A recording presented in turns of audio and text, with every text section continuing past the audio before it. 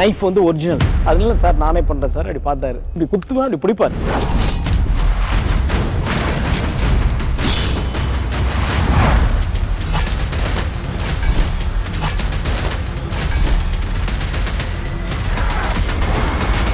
Jailer unlock super star Rajinikanth അഭിനയിച്ച mega block buster ചലച്ചിത്രം ജയിലറിന് പിന്നിലെ കഥ സബ്ടൈറ്റിലിനോടൊപ്പം നിങ്ങളുടെ സൺ നെക്സ്റ്റിൽ മാത്രം കണ്ടാസ്വദിക്കാം. ഇപ്പോൾ തന്നെ ആപ്പ് ഡൗൺലോഡ് ചെയ്യൂ. ഒരു പിടിയും കിട്ടുന്നില്ല. അനാമികയുടെ പ്രണയം നിനക്ക് ഇഷ്ടമല്ലാത്ത കാര്യമായിരുന്നല്ലോ. ഇനിയിപ്പോ എങ്ങനെയാ നീ തടയാൻ പോകുന്നേ? നീ അനാമികയുടെ ഈ കാര്യങ്ങൾ അങ്ങ് തുറന്നു പറ. അത് തന്നെ ആ നന്ദയെ നീ സ്നേഹിക്കാൻ പാടില്ല, അത് നിനക്ക് ഇഷ്ടമല്ലാന്നങ്ങ് പറഞ്ഞേക്ക്. അങ്ങനെ പറഞ്ഞ അനാമിക അനുസരിക്കുവോ? ഈ പ്രണയത്തിന്റെ കാര്യത്തില് വേണ്ടാന്ന് പറഞ്ഞ അത് വേണോന്ന് പറയും. അത് ഈ ലവേഴ്സിന്റെ ഒരു സൈക്കോളജി. നീ സ്നേഹിക്കാൻ പാടില്ല എന്ന് പറഞ്ഞ അതിന്റെ ഇരട്ടിയായിട്ട് സ്നേഹിക്കാൻ തുടങ്ങും. അപ്പൊ പിന്നെ വേറെ എന്താ ചെയ്യാ? മടി കൂടാതെ ആ നന്ദയെ അങ്ങ് തീർത്ത് കളഞ്ഞാലോ? അതും പ്രശ്നം തന്നെയാന്നേ. എന്ത് പ്രശ്നം? ദേവരാജന്റെ ഒരു സ്റ്റാറ്റസ് വെച്ച് അവൻ ഇങ്ങനെയൊക്കെ ചെയ്യാൻ തുടങ്ങിയാ അത് അവന്റെ ബിസിനസിനെ തന്നെ ബാധിക്കും. അത് മാത്രമല്ല, അനാമിക എങ്ങാനും ഇത് അറിഞ്ഞു കഴിഞ്ഞാൽ പിന്നെ അവളുടെ അച്ഛനെ അവള് വെറുക്കാൻ തുടങ്ങും. അയ്യോ വേണ്ട വേണ്ട വേണ്ട വേണ്ട വേണ്ട, അതുപോലെ ഒന്നും സംഭവിക്കാനേ പാടില്ല. എന്റെ മോൾക്ക് എന്നോട് യാതൊരു വിരോധം ഉണ്ടാവാൻ പാടില്ല. അങ്ങനെയാണെങ്കിൽ നന്ദ അനാമിക ഉപേക്ഷിച്ച് അവനായിട്ട് പിരിഞ്ഞു പോകണം. അത് കറക്റ്റാ. നീയും അനാമികയും തമ്മിൽ യാതൊരു പ്രശ്നം ഉണ്ടാവാതിരിക്കണമെങ്കിൽ നന്ദ തനിയെ പിരിഞ്ഞു പോകണം. അല്ലെങ്കിൽ ഈ പ്രണയത്തിൽ നീ ഒരു വില്ലനായി മാറും. ദേവാ, പറയുന്നത് ഞങ്ങൾ ഈ പറയുന്നതിനെ പറ്റി ശരിക്കും ചിന്തിക്കുക. എന്നിട്ട് എന്ത് ചെയ്യണമെന്ന് ബുദ്ധിയോടെ ആലോചിക്കുക.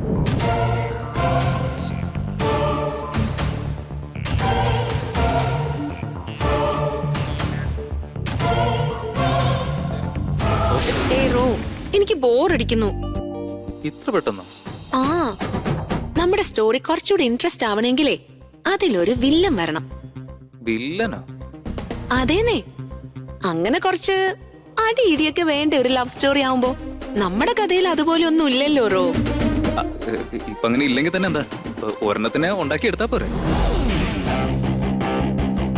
നീ എന്താ ചെയ്യാൻ പോന്നെ? ഒരു പ്രശ്നം. ആണോ? അതെന്താടാ? വേറെന്ത്, മറ്റൊരു ലവർ.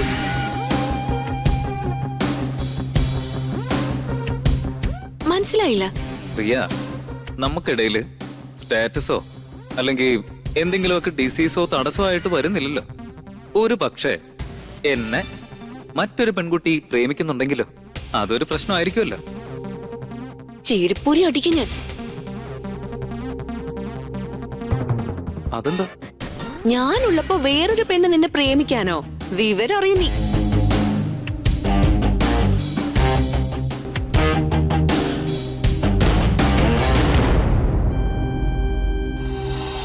അപ്പോ നമ്മള് വേറെന്താ ചെയ്യ?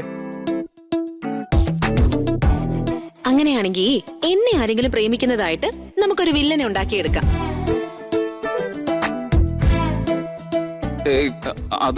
അത് ശരിയല്ല കേട്ടോ. നോ നോ നോ, ഞാൻ ഇത് ഡിസൈഡ് ചെയ്ത് കഴിഞ്ഞു. എന്നെ അത്രയധികം സ്നേഹിക്കുന്ന ഒരാളായിരിക്കണം നമ്മുടെ ഈ കഥയിൽ വരുന്ന വില്ലൻ.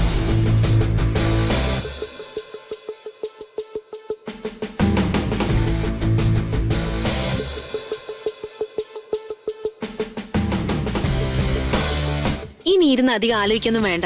എന്നെ പ്രേമിക്കുന്ന ഒരാളാണ് നമ്മുടെ കഥയിലെ വില്ലൻ. ശരി, നിന്റെ ഒരു ആഗ്രഹമല്ലേ, അങ്ങനെ ഒരുത്തനെ കൊണ്ടുവന്നേക്കാം. അങ്ങനെയാണെങ്കിൽ വില്ലന്റെ ലുക്ക് നമുക്കൊന്ന് ഡിസൈൻ ചെയ്താലോ? ചെയ്യല്ലാതെ വേറെ വഴിയില്ലല്ലോ. വില്ലന്റെ ലുക്ക് എങ്ങനെ ആയിരിക്കണം എന്ന് വെച്ചാ? അത് പറയേണ്ടത് ഞാനാ. അതെന്താ? നിന്നെ പ്രേമിക്കുന്ന ക്യാരക്ടർ നീ തന്നെ സെലക്ട് ചെയ്ത് കഴിഞ്ഞാ അത് അത്ര ശരിയല്ലല്ലോ. ഓ, അസൂയ അല്ലേ? ചെറുതായിട്ട്. ശരി, എന്നാ നീ തന്നെ പറ, എങ്ങനെയാ നമ്മുടെ villain? I'll take it. No problem. Hi Rishi. Hi, Anamika. Please sit. എന്താ വോക്ക് എങ്ങനെ പോകുന്നു? കുഴപ്പമില്ലാതെ പോകുന്നു ഋഷി. ഇപ്പൊ കഥയില് ഒരു വില്ലൻ ക്യാരക്ടറിനെ ഡിസൈൻ ചെയ്തോണ്ടിരിക്കുക. നമ്മളുടെ കഥയിൽ എന്തിനാ വില്ലൻ?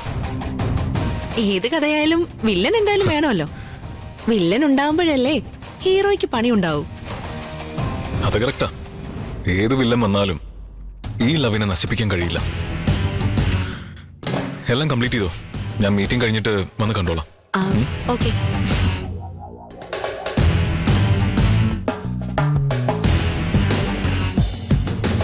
ഞാൻ തീരുമാനമെടുത്തു. ഋഷിയാണ് നമ്മുടെ കഥയിലെ വില്ലൻ. ഋഷിയോ? അതെന്താ? നീ പറഞ്ഞ 3 ഐഡിയാസില് ഞാൻ തോറ്റുപോയപ്പോ സ്കോർ ചെയ്തത് ഈ ഋഷിയായിരുന്നു. അതുകൊണ്ട് ഋഷിയായിരിക്കും ഇതിന് കറക്റ്റ്. കുഴപ്പമില്ല, നല്ല സ്മാർട്ട് ആയിട്ടുള്ള വില്ലനാണ്. എന്താ എന്നെ ചുറിയാൻ നോക്ക? ഒന്ന് പേടി. എടാ മണ്ട, ഋഷി സ്മാർട്ട് ആണെങ്കിലും വില്ലനല്ലേ? പക്ഷെ നീ എന്നാ ഞാൻ വലിയ സ്മാർട്ടൊന്നും അല്ലെങ്കിലും എന്റെ ഹീറോയാ. എന്താ പറഞ്ഞേ? എന്ത് പറഞ്ഞാലും എന്താ ദേവ, എന്തെങ്കിലും തീരുമാനിച്ചോ? എന്നിട്ട് എന്താ ചെയ്യാൻ പോകുന്നത്? നിന്റെ മോളുടെ ജീവിതത്തിൽ നിന്ന് നന്ദയെ എങ്ങനെ ഒഴിവാക്കാനാ? പറയദേവ, എന്തെങ്കിലും ഒന്ന് വാ തുറന്ന് പറ. ആ നന്ദയെ നീ എന്ത് ചെയ്യാൻ പോവാ? നിന്റെ മോൾക്ക് നീ വില്ലനായി തീരാൻ പോവാണ്? അതോ നീ നന്ദയെ ഒഴിവാക്കി കളയോ? പറദേവ, തുറന്നു പറ. മതി മതി മതി, പറയേ, മതി, നിർത്ത.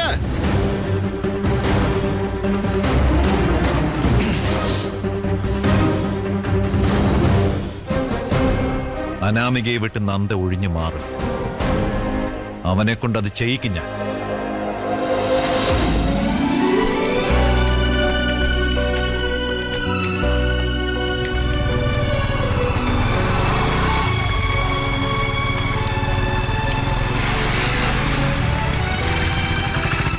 അതെ, എന്താ കാറിന് വെയിറ്റ് ചെയ്യാ? ഏതാ വരുന്നേ? ഓഡിയാണോ, ബെൻസ് ആണോ, BMW ആണോ? ചുമ്മാ ഇങ്ങനെ ദേഷ്യപ്പെടാതെ. കളിയാക്കി മതിയായില്ലേ നിനക്ക്? ശരി ശരി, കൂൾ ഡൗൺ. ഇങ്ങനെ കാറിന് വെയിറ്റ് ചെയ്യുന്നതിന് പകരം എന്റെ കൂടെ വന്ന വീട്ടിൽ കൊണ്ടുപോയി വിടാൻ ഞാൻ. വീട്ടിൽ കൊണ്ടുവിടുന്ന കാര്യം ഓക്കെ, പക്ഷേ ഇത് ബൈക്കാണെന്ന് പറയരുത്. ഇപ്പോഴത്തെ അമ്മാവന്മാര് പോലും നല്ല മോഡേൺ ആയ ബൈക്കിലാ പോകുന്നത്. നീ ഏത് കാലത്തിലാടാ ജീവിക്കുന്നേ? ഒരുപാട് കളിയാക്കണ്ട. എന്റെ കുടുംബത്തിന്റെ അവസ്ഥ വെച്ച് ഈ ബൈക്ക് തന്നെ കൂടുതലാ. അങ്ങനെയാണോ? പിന്നല്ലാതെ. ശരി, എന്നെ നിന്റെ വീട്ടിലേക്ക് കൂട്ടിയിട്ട് പോ. എന്താ വീട്ടിലേക്കോ? എന്തിന്? നിന്റെ വീട്ടിലെ കാര്യമൊക്കെ ഞാനൊന്ന് അറിയട്ടെ. എന്താ എന്നെ കളിയാക്ക? ഞാൻ സീരിയസ് ആയിട്ടല്ലേ പറയുന്നത്. അതൊന്നും നടക്കില്ല. ഞാൻ നിന്നെ എന്റെ വീട്ടിലേക്ക് കൂട്ടിക്കൊണ്ടു പോയതല്ലേ. എന്ന് കരുതി ഞാൻ എന്റെ വീട്ടിലേക്ക് കൊണ്ടുപോകണമെന്നോ? ഒരിക്കലും നടക്കാൻ പോകുന്നില്ല. ഇപ്പൊ എന്തിനാ ഇങ്ങനെ പേടിക്കുന്നേ? ഒരാണല്ലടാ നീ. ആൺകുട്ടിയൊക്കെ തന്നെ, പക്ഷെ അടക്കം ഒതുക്കുള്ളവനായിപ്പോയി. ആഹാ, ഞങ്ങള് പിന്നെ അക്കൂട്ടത്തിലൊന്നും പെടുന്നവരല്ലല്ലോ. എന്തൊരു പേടിയാ. അങ്ങനെയല്ല നാമിക, താനൊക്കെ സിറ്റിയിലാ ജീവിക്കുന്നത്. തന്റെ ഫാമിലിയൊക്കെ ഭയങ്കര ഫ്രണ്ട്ലി ആണ്. നിനക്കിതൊക്കെ നിസ്സാരായിരിക്കും. പക്ഷെ എന്റെ വീട് അങ്ങനെയല്ലല്ലോ. പരമ്പരാഗതമായിട്ട് കാച്ചി കുറുക്കിയെടുത്ത ഒരു ബ്രാൻഡഡ് സാധനം. അങ്ങനെയാണോ? നല്ല ട്രഡീഷണൽ ആയ കുടുംബം. അവിടേക്ക് നിന്നെ കൂട്ടിക്കൊണ്ടു പോകണമെങ്കിൽ അതിന് പറ്റിയൊരു അവസരം വരണം. അതൊന്നും നോക്കാതെ തന്നെ കൊണ്ടുപോയാലേ നമ്മുടെ ഈ ബന്ധം തന്നെ ചിലപ്പോൾ ഇല്ലാതാവും. അതുകൊണ്ട് ഞാൻ പറയുന്ന ഒന്ന് മനസ്സിലാക്കുക. നല്ല പേടിയുണ്ടെന്ന് നിന്നെ കണ്ടാ തന്നെ അറിയാം. ലൈഫാ മോള്, പേടിക്കാതെ നിവൃത്തിയില്ല.